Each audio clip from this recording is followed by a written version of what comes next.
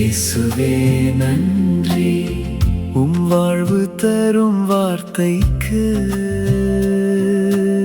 இறைவா நன்றி, உயிருள்ள வார்த்தை. மத்தேயு எழுதிய நற்செய்தியிலிருந்து வாசகம். 19ஆம் அதிகாரம் வசனம் 16-22. அக்காலத்தில் செல்வரான இளைஞர் ஒருவர் இயேசுவிடம் வந்து, போதகரே, நிலை வாழ்வை பெற்றுக்கொள்வதற்கு நான் என்ன நன்மை செய்ய வேண்டும் என்று கேட்டார். இயேசு அவரிடம், நன்மையை பற்றி என்னை ஏன் கேட்கிறாய்?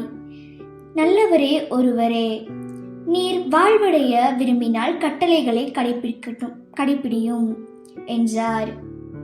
அவர் எவற்றை என்று கேட்டார். இயேசு, கொலை செய்யாதே, விபசாரம் செய்யாதே, களவு செய்யாதே, பொய்ச்சான்று சொல்லாதே, தாய் தந்தையை மதித்து நட, மேலும் உன் மீது நீ அன்பு கூர்வது போல் உனக்கு அடுத்திருப்பவர் மீதும் அன்பு கூர்வாயாக என்று கூறினார்.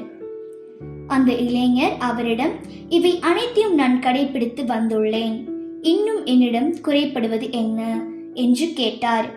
அதற்கு இயேசு, நிறைவுள்ளவராக விரும்பினால் நீ போய் உன் உடைமைகளை விற்று ஏழைகளுக்கு கொடும், அப்போது விண்ணகத்தில் நீர் செல்வார், பின்பு வந்து என்னை பின்பற்றும் என்றார்.